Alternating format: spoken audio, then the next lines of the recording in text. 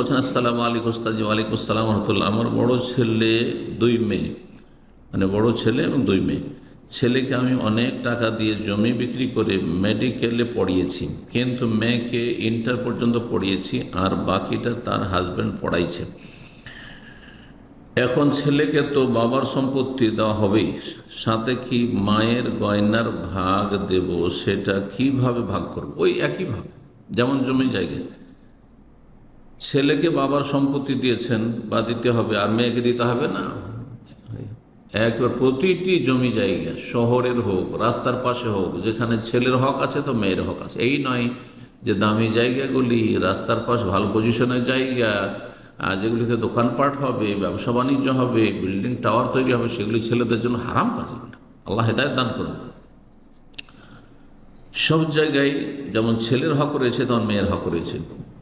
তারপরে বাবার ধন সম্পদে যেমন হক রয়েছে ছেলে মেয়েদের ভাগ বন্টনের ক্ষেত্রে, মিরাসের ক্ষেত্রে, তেমনি মায়ের ক্ষেত্রে, মায়ের গয়নার ক্ষেত্রে লিজ্জাকারে মিসলু হাযিল উনসায়াইন, ছেলেকে দ্বিগুণ দেবেন আর মেয়েকে 1 গুণ দেবেন। ওই রকমই বাবার জমি জায়গার ক্ষেত্রে অথবা মায়ের নামে জমি জায়গা আছে, ধন সম্পদ বাড়ি ঘর আছে, যদি 3টে ফ্ল্যাট থাকে তাহলে 2টো ফ্ল্যাট পাবে ছেলে, তো 1টা পাবে মেয়ে, 1 মেয়ে থাকলে এইভাবে ভাগ করতে হবে। জি, আল্লাহ ইনসাফ করার তৌফিক দান করুন, না হলে ফেঁসে যাবেন বাবা মারা। তারপরে বলছেন মেয়েদেরকে এত টাকা খরচ করে পড়ায়নি, পড়াশোনা করানো, দেখেন তরবিয়ত করা, পড়াশোনা করা, চিকিৎসা করা, খাওয়া দাওয়া দেওয়া, এই ক্ষেত্রে সমান করা আবশ্যক না। এখন খেতে বসে ছেলেমেয়েরা খেতে বসেছে, তো আপনি কি ছেলেকে ডবল খাওয়াবেন মেয়ের সাথে? হ্যাঁ, না সবাইকে সমান সমান করে ভাত তুলে দেবেন, তরকারি তুলে দেবেন? না, যার যতটা প্রয়োজন ততটা। কারো চিকিৎসার জন্য অনেক বেশি খরচ হচ্ছে, কারো চিকিৎসার জন্য 1 পয়সা খরচ হয়নি।